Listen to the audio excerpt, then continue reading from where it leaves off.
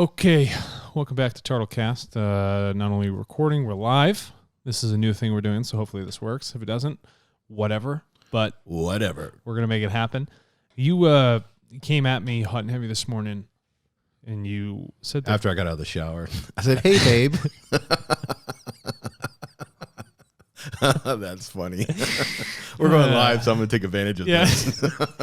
Congratulations. Yeah. You were coming at me and you're saying, Bitcoin, it's not a currency. Right.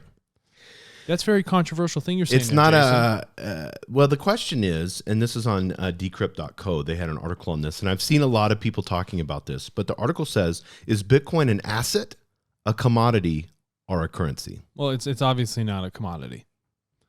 The reason I say it's not a commodity is it's not on the Chicago trade board. Right. First of all, it's not there. It's not listed as some sort of tangible item that people need as a base material for other functions of the economy. Is it? No. It's completely digital. And if we look at it as a currency, we got a couple of issues here. So no matter how much I don't like the U.S. dollar or fiat currency, right, because of central banks, I can still pick up a piece of paper, and my energy cost to bring that over to you is pretty much my caloric intake for the day, right? I have a small amount of expenditure to go walk over and hand you that dollar. Right. Now, if you look at Bitcoin in and of itself is carrying a lot of the same principles of money. But the issue is that in order for me to move it back and forth, it's like $212. The issue is that as it increases in value against fiat, right, that the transportation cost, in a sense, becomes exponentially larger. So to move it around does not behoove you to actually transact in this item. Yeah, you also have, when you hold a dollar and you give the dollar to me, as much as, we want to berate, the fiat currency, and I do, especially the U.S. dollar. I love that piece of paper stands for more than just a piece of paper. It's backed by the United States government, it's backed by the Federal Reserve, and it's backed by the largest GDP in the world. That's correct. So there is some stability to that piece of paper. Yes. And now you can go to Venezuela, different story, but it's also widely accepted as a currency. Yes. Where people are like, I know that this has a value to it. Socially, all of us have agreed that this has a value. And that's how value is created. That's how value is created. It's actually created socially. It's not by a government, yes. right? You have to the government can that. say it's whatever it is, but if people aren't using it, it's of no value. Right. The Bitcoin currently right now, because of the what I would call just a transportation cost, moving it from party to party is so high, people won't. You don't want to buy a cup of coffee. I spent $1.50 on the cup of coffee at McDonald's, right? Right. In Bitcoin value, but I have to pay $212 just to give it to McDonald's. No one's going to do that. Right. So that's half the issue. So gold.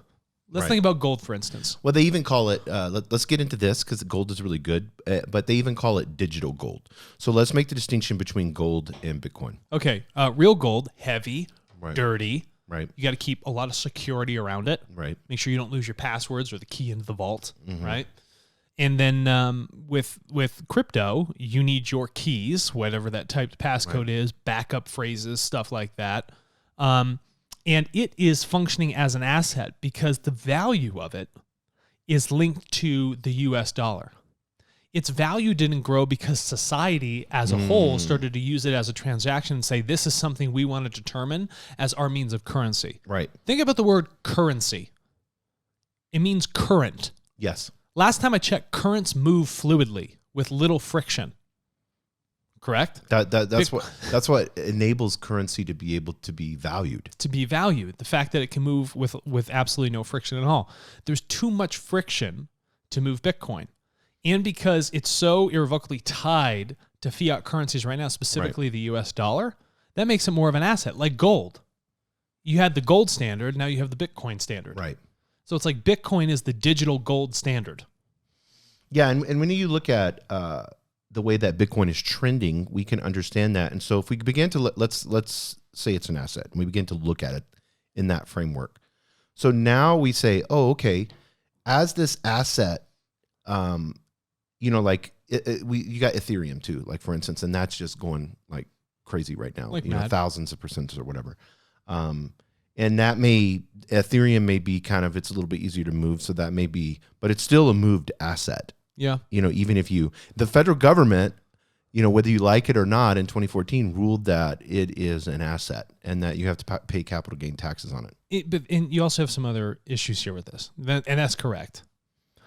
In order for me to start most of these currencies, in order for them to have value, the original block holder to generate something new, even if it's an Ethereum-based token, I have to hold fiat in an account as collateral against the Genesis block. So the very first amount that I'm going to print, essentially, of this cryptocurrency. So no matter what you do, it's going to be an asset. Right. Because you've tied the value of something that otherwise has zero value to something that's already socially accepted as a currency. Right. So that means the currency is still the founding principle of these cryptos.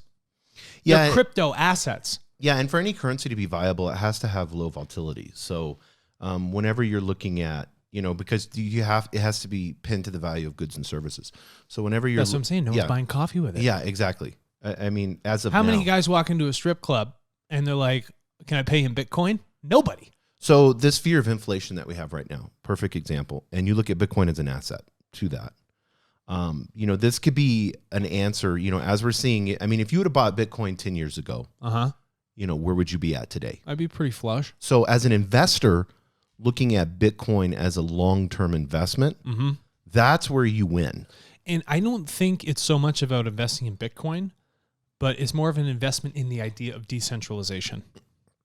You're investing in the idea of a shift of power. Yes. You are not investing in the coin. You are not investing in it turning out to be some sort of currency itself for the mass market. Right. That's all it is. You really got to think about that. I shared an idea with you the other day. People have an idea with relationships. Yes. They're not really attached to the person. That was yesterday, by the way. Yeah. I've still been thinking about that. They're attached to the idea of a relationship. Right. Or the idea of that person. Or the idea of that person in the relationship. Yes. And when that breaks down, they get all upset. People are not attached to the idea of, I want to spend Bitcoin for a cup of coffee. They're attached to the idea that I'm taking power away from governments and putting it back in the hands of people. That's what you're investing in. You're investing in a social uprise. Yes. Does that make sense? Yes. Yeah, exactly. So it will forever be that psychologically, socially backed asset. Right. But it is not a currency. Now, we have to consider some things here. T-Coin, for instance. T-Coin is a legitimate currency. The reason I say that is it has no fee. The transfers are instantaneous. At its largest, takes 3 seconds, so it's processing at the same speed when you go to spend your Amex at Whole Foods. Okay? Every single individual person is running their own blockchain. What's actually faster than Amex, because whether you're Amex, MasterCard, or Visa, that's just a note, a promise too. That's a promise too. It can take 90 days for the ledger to be cleared on that. People don't realize that. So we clear in under 3 seconds. Yeah. Okay? And we have something where if I actually put work in, I earn this thing. And I can freely share it with absolutely zero friction to whoever I choose to share it with. That's a currency. It has current. Right. It can actually move how it wants to. It moves. Think about rivers.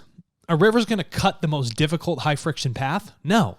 They're going to move with gravity. Right. And they're going to go to the path of least resistance. That's how you define the currency. That's why they have a natural snaking shape. Right. Right? So that's what you need to look at. So if we're considering Bitcoin, Bitcoin is an asset. It is absolutely not a currency. And the amount of energy cost, even, there's this huge thing about, renewables and going in and doing the mining. I don't really care that you're using renewables to do the mining of the thing. It still costs over $200. For that $200 to be created, a human being was behind it. Right.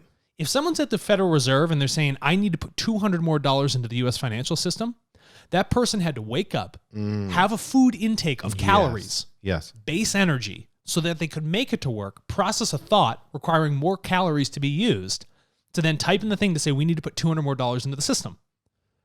Bitcoin It doesn't work like that. It doesn't have anything about the base level of energy. T-coin, for instance, is a legitimate currency. Free flow, no friction, no cost, and your work that you put into it allows you to actually earn.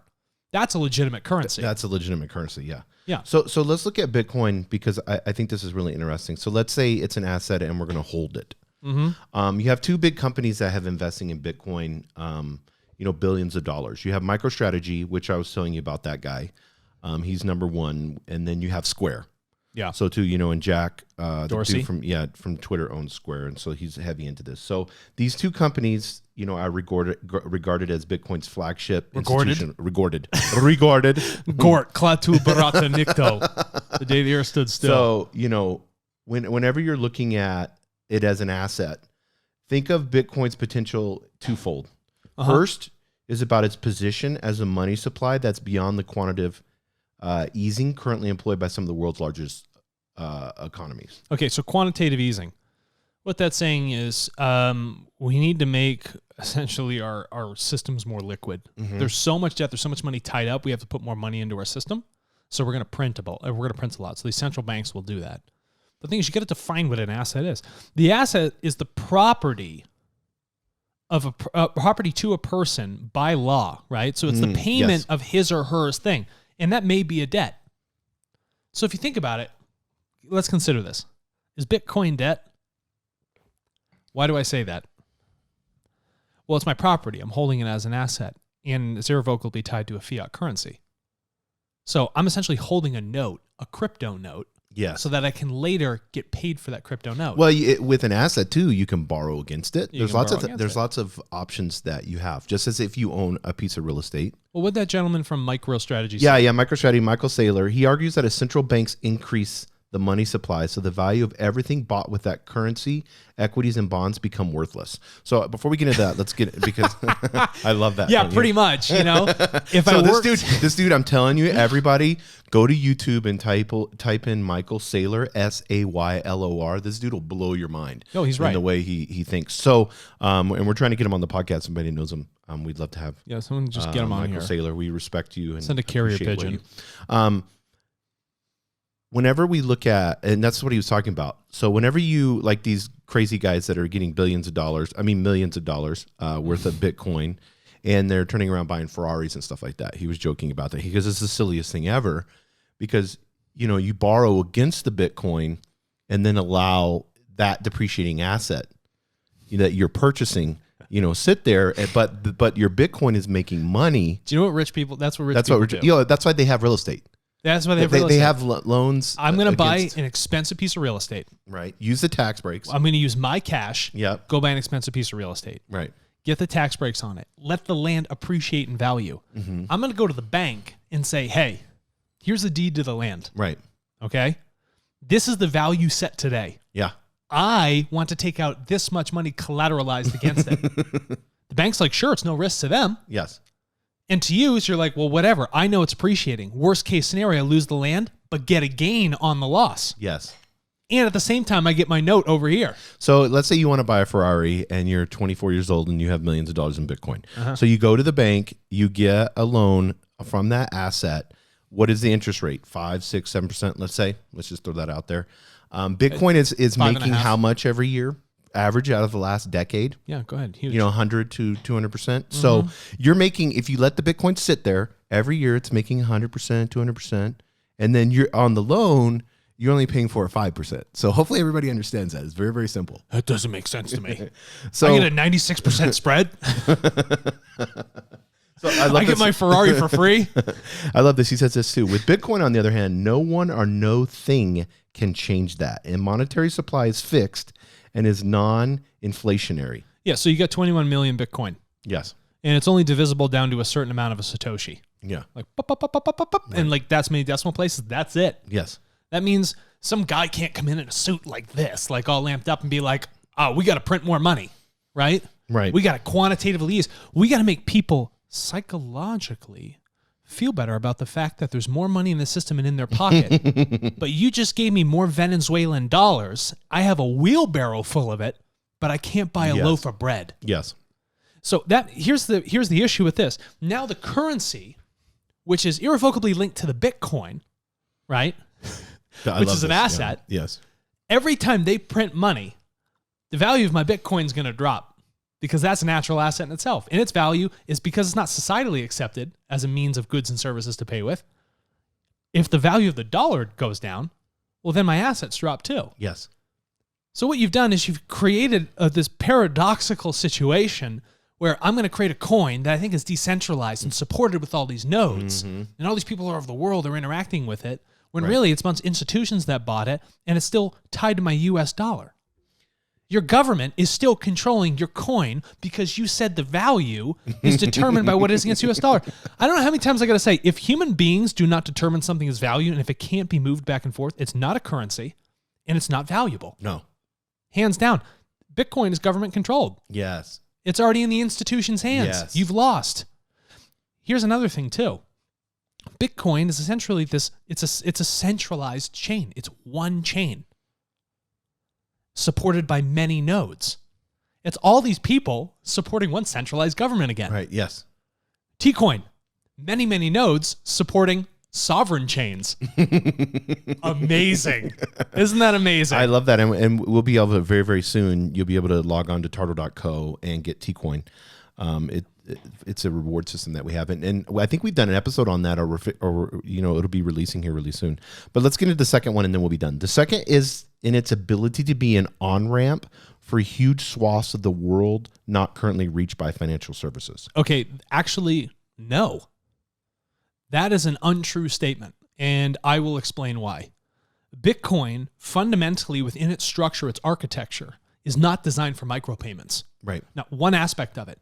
So this whole idea that we can take this and then apply it to the rest of the globe, about 40% of it that currently interact with the world economy that don't have access to certain financial services, it doesn't solve that problem. The barrier to entry, because you have tied it to the US dollar, has made the mining costs incredibly high. Transportation costs make it, yes, if I'm not spending at least $200 in Bitcoin, it's of no value to actually trade this thing over. Well, yeah, and when you have to realize whether you purchase, I purchased Bitcoin on Robinhood, and I just have it buy it automatically. But whenever I'm not actually owning that Bitcoin. When I buy it on Robinhood or whatever. Is it an ETF? No, it's a Bitcoin, and it's in my account, but I don't have the log, the keyword, the password. You know what I mean? No, Robinhood does. Robinhood does, yeah.